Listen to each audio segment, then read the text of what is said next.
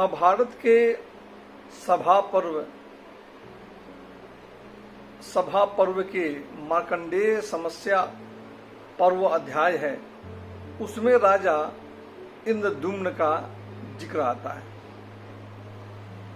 तो ये जो कहानी है, ये कहानी वैशंपायन जी बता रहे हैं राजा जनमेजय को। तो ये महाभारत के वन पर्व के मार्कंडेय समस्या पर्व है, उसके 199 अध्याय मतलब 199th अध्याय में इस कहानी का जिक्र आता है। जनमेजय जी को उनके गुरु वैशंपायन जी हैं, वो उनके पूर्वजों के बारे में बता रहे हैं। और यहाँ भी जो वैशंपायन जी हैं वो जनमेजय को बता रहे हैं उनके पूर्वजों अर्थात कौरवों और पांडवों के बारे में। तो कहानी ये है कि वैशंपायन जी कहते हैं कि पांडव और उनके साथ रहने वाले ऋषियों ने मार्कंडेय जी से पूछा कि क्या इस धरती पर आपसे भी कोई लंबी उम्र का व्यक्ति है। अब मार्कंडेय जी से यह प्रश्न क्यों पूछा जाता है? ऐसा कहा जाता है कि जो मार्कंडेय जी थे, मार्कंडेय जी के माता और पिता को संतान की उत्पत्ति नहीं हो रही थी, तो उन्होंने शिव जी से पुत्र की इच्छा की, तपस्या की। तो शिव जी ने कहा, या तो तुम मुझसे लंबी उम्र वाला बिना गुण का लड़का मांग लो, या छोटी उम्र का महागुणवान लड़का मांग लो। तो उनके माता पिता ने कहा कि हमें छोटी उम्र का ही महागुणवान लड़का चाहिए। तो इस बात पे शिव जी ने वो वरदान दे दिया और उसके बाद मार्कंडेय जी का जन्म हुआ। जब मार्कंडेय जी 15 साल के हो गए तो उनके माता पिता काफी दुखी रहने लगे। मार्कंडेय जी ने पूछा, इतना दुखी रहने का कारण क्या है? तो उनके माता और पिता ने बताया कि तुम्हारा जन्म शिव जी के आशीर्वाद से हुआ है और इस आशीर्वाद के हिसाब से तुम्हारी उम्र बहुत छोटी है, 16वें साल में तुम्हारी मृत्यु हो जानी है। इस बात पर मार्कंडेय जी ने कहा कि आप मेरी चिंता छोड़िए, मैं इतनी जल्दी मृत्यु को प्राप्त नहीं होऊंगा। यह कहकर मार्कंडेय जी तपस्या के लिए आगे बढ़ गए। जब वो तपस्या कर रहे थे तो तपस्या करने के दौरान ही जो काल है मृत्यु, वो उनके पास आया। काल आया और अपने साथ ले जाने के लिए उनसे निवेदित किया। मार्कंडेय जी ने कहा कि मैं अभी शिव जी की तपस्या कर रहा हूँ, पूजा कर रहा हूँ, तो आप थोड़ी देर इंतजार कर लीजिए। लेकिन जो काल है वो माना नहीं, वो मार्कंडेय जी को जबरदस्ती लेकर जाना चाहा। इस बात पर जो मार्कंडेय जी थे वो शिव जी का शिवलिंग पकड़ लिए। फिर भी काल नहीं माना और जबरदस्ती करने लगा, तो शिव जी ने हस्तक्षेप किया और शिव जी के कारण काल को भागना पड़ा। शिव जी ने मार्कंडेय जी को फिर चिरंजीवी रहने का आशीर्वाद दिया। मतलब हिंदू पौराणिक कथाओं के अनुसार जो मार्कंडेय जी हैं, ये ऐसे ऋषि हैं जो चिरंजीवी हैं। इसीलिए पांडवों ने मार्कंडेय जी से पूछा कि क्या इस धरती पे कोई ऐसा भी व्यक्ति है जो आपसे भी ज्यादा उम्र का है? तो मार्कंडेय जी ने कहा, हाँ हाँ बिल्कुल है। और फिर उन्होंने इंद्रद्युम्न के बारे में बताई कहानी। तो ये जो इंद्रद्युम्न थे वो भरतवंशी राजा थे और उन्होंने इतने सारे पुण्य कर्म किए थे कि पुण्य कर्म के कारण उन्हें स्वर्ग जाना पड़ा। लेकिन स्वर्ग का ऐसा गुण है कि जब जीवात्मा स्वर्ग का अधिकारी तभी तक होता है जब तक उसके पुण्यों का क्षय नहीं होता है।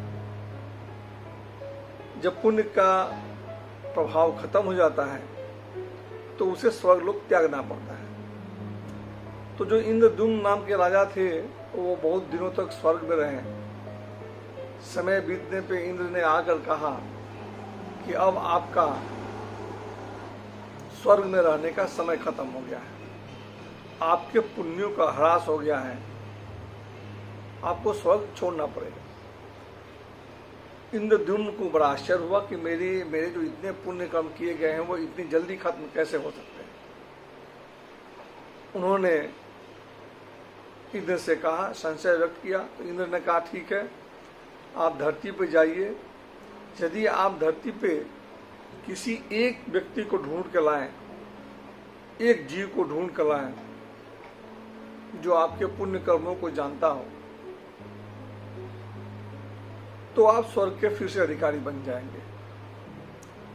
तो ये बात जानकर जो राजा इंद्रद्युम्न थे वो मार्कंडेय मुनि के पास पहुंचे और पूछे कि क्या आप मुझे पहचानते हैं। मार्कंडेय जी ने कहा कि मैं तो किसी एक जगह टिक कर रहता नहीं, अनेक जगह जाता हूँ, अनेक तीर्थ स्थलों पर भ्रमण करता हूँ, पूजा पाठ करते रहता हूँ, इस कारण से मैं ये कह नहीं सकता, मैं आपको नहीं पहचानता हूँ।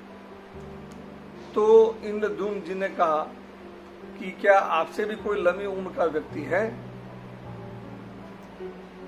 तो मार्कंडेय जी ने कहा हाँ, एक प्रवार कर्ण नाम का उल्लू है जो कि हिमालय पर रहता है, वो मेरे से ज्यादा उम्र का है। अब यहाँ पे ओनस है, ओनस आ चुका था मार्कंडेय जी पे, और मार्कंडेय जी को ढूंढना था कोई एक व्यक्ति जो उनके पुण्य कर्मों के बारे में बता सके। तो सर्वप्रथम मार्कंडेय जी के पास गए और फिर मार्कंडेय जी के कहने पे वो मार्कंडेय जी के साथ हिमालय पर्वत पर गए, जहां पे प्रवार कर्ण नाम का उल्लू रहता था। और ऐसा महाभारत में लिखा है कि जो इंद्रद्युम्न थे वो अश्व के रूप में परिवर्तित हो गए और अपने साथ मार्कंडेय जी को ले गए। जब मार्कंडेय जी और इंद्रद्युम्न उस हिमालय पर्वत पर स्थित प्रवार कर्ण नाम के उल्लू के पास पहुंचे और पूछे कि क्या तुम इंद्रद्युम्न नाम के राजा को जानते हो, तो उसने भी कहा नहीं, मैं नहीं जानता। इस पर इंद्रद्युम्न ने पूछा क्या तुमसे भी कोई लंबी उम्र का व्यक्ति है, यदि जानते हो तो बताओ। इस बात पर जो प्रवार कर्ण नाम का जो कछुआ था उसने बोला हाँ, मैं एक इंद्रद्युम्न नाम के सरोवर को जानता हूं, और उस इंद्रद्युम्न नाम के सरोवर में नारी जंघ नाम का एक बगुला रहता है जो कि मेरे से ज्यादा उम्र का है, आप वहां जा सकते हैं।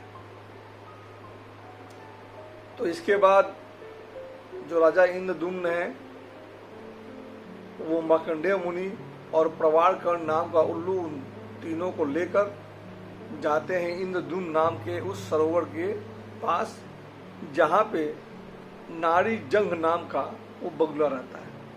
अब यहाँ पे आश्चर्य की बात यह है कि वो जो तरोवर है, तरोवर का नाम भी इंद्रद्युम्न ही था। इससे कुछ संकेत मिलते हैं। खैर कहानी है कि फिर जो राजा इंद्रद्युम्न है जाकर पूछते हैं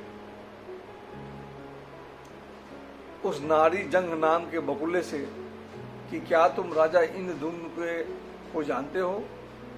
तो नारी जंघ नाम के बगुले ने कहा नहीं, मुझे जानकारी नहीं है।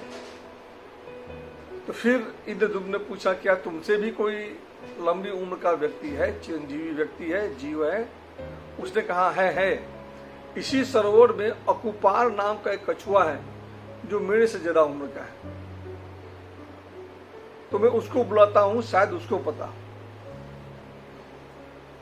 तो महाभारत में जिक्र है कि वो नारी जंघ नाम का बगुला जाकर उस अकुपार नाम के कछुए को ये कथा सुनाई, ये बात बताई कि एक राजा है, वो जानना चाहते हैं कुछ। इस बात पे वो अकुपार नाम का कछुआ आता है ऊपर, और जब राजा इंद्रद्युम्न से पूछते हैं कि क्या तुम इंद्रद्युम्न नाम के किसी राजा को जानते हो, उसके पुण्य कर्मों को जानते हो, तब उस कछुए ने कहा बहुत खुश होकर बड़े प्रसन्नचित भाव से आवेशित होकर उसने कहा, मैं उन महान राजा को कैसे भूल सकता हूं।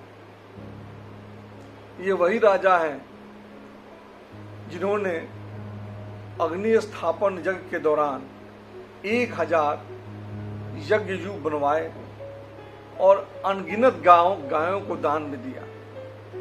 तो ये जो गायें जो अनगिनत दान में दी गई थी, जो आती जाती थी, उन्हीं गायों के आने जाने के कारण जो मिट्टी है उखड़ गई थी और उखड़ने के बाद सरोवर बना।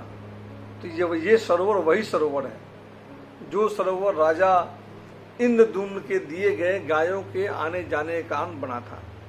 और इस सरोवर में मैं रहता हूँ और इसीलिए इस सरोवर का नाम भी इंद्रद्युम्न पड़ा था। जब राजा इंद्रद्युम्न को यह बात ज्ञात हुआ, उसी समय भविष्यवाणी हो गई और इंद्र जी आगे बोले। इंद्र जी को भी ज्ञात हो गया कि अभी इनके पुण्यों का क्षय नहीं हुआ है। तो यहाँ पे ये कहानी है जहाँ पे यदि हम ऐसे बात करें कि यदि कोई व्यक्ति कुछ क्लेम करता है तो उसका जो ओनस है उसी व्यक्ति पे होता है। महाभारत की कहानी में ये साबित होता है कि जब महाराजा धृष्टद्युम्न क्लेम करते थे कि मेरे पुण्यों का क्षय नहीं हुआ है, तो उसको साबित करने का कि जो ओनस था, दायित्व था, वो इंद्रद्युम्न पे ही डाला गया और इंद्रद्युम्न को ही साबित करना पड़ा। और खैर इस कहानी के बाद फिर से जो इंद्र थे वो राजा इंद्रद्युम्न को स्वर्ग लेके चले गए। ये जो राजा इंद्रद्युम्न है ये जगन्नाथपुरी से संबंधित बताए जाते हैं। उड़ीसा के भुवनेश्वर के पास जगन्नाथपुरी है और उसी जगन्नाथपुरी मंदिर के पास इंद्रद्युम्न नाम का वो सरोवर मिलता है, जिसके बारे में ऐसा कहा जाता है कि ये सरोवर महाभारत में जो उल्लेखित इंद्रद्युम्न नाम का सरोवर था ये वही है। तो ये थी कहानी राजा इंद्रद्युम्न के बारे में। धन्यवाद।